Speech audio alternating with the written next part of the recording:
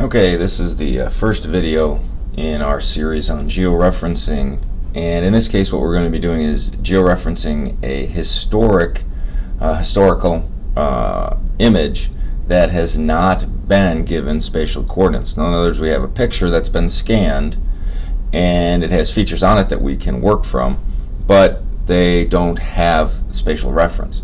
So basic steps in this, we are going to add reference imagery, that is imagery that has a coordinate system associated with it, and we're going to open up the georeferencing tool, and we're going to create control points, that is ground control points that exist on both images, and then in fact we're going to georeference them, and finally we're going to go through the rectification of the image. So what you need to get started: first of all, we're going to look at our data. I'm going to add a imagery composite, and in this case we'll be using the example of the SR slippery rock imagery mosaic, and this is 1 foot aerial imagery that has been orthorectified. And so I'm going to add that data right now, and again in this case what we're going to do is we're going to zoom in and we'll see that our images here, okay? And what we're primarily interested in is Slippery Rock's campus. So we're interested in the town proper here. And what we can see is there's lots of good features that might work as ground control points. And that is features that we can get pretty accurate as to where they are. Now I've already created a number of these. If you haven't, I'm going to go through one step in terms of adding a control point. But let me add those next. And again, so first we've added the SR imagery.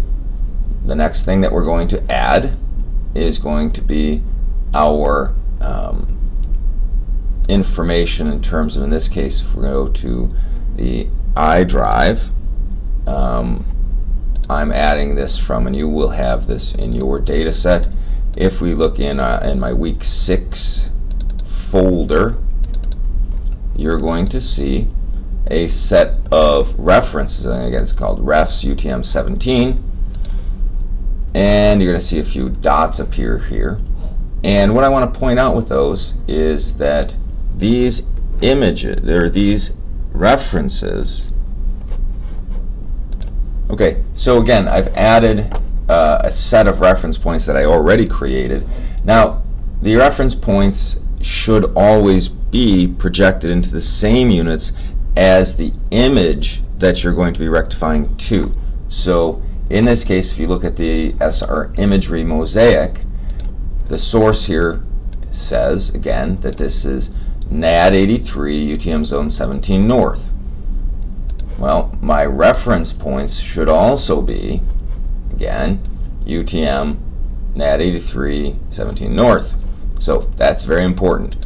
Now the next point that I want to make is that I typically use a registration mark in order to line things up. And so if you'll notice, in terms of I'm selecting, again let me just refresh, I'm going to right click, or double click rather, on my point features, and I'm going to choose the circle with a crosshair in it. And I'm going to change that in my case to a nice red so that it stands out.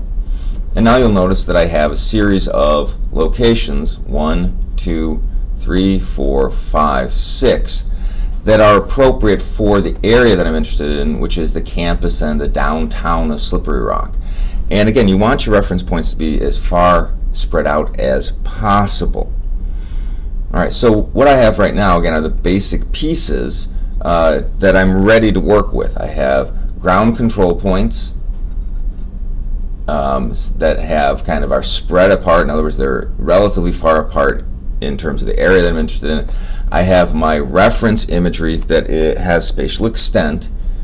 And now the next thing that I'm going to do in the next video is show you how to add the image, or in this case it could be any kind of raster data set that you want to rectify. So we'll see you in the next video.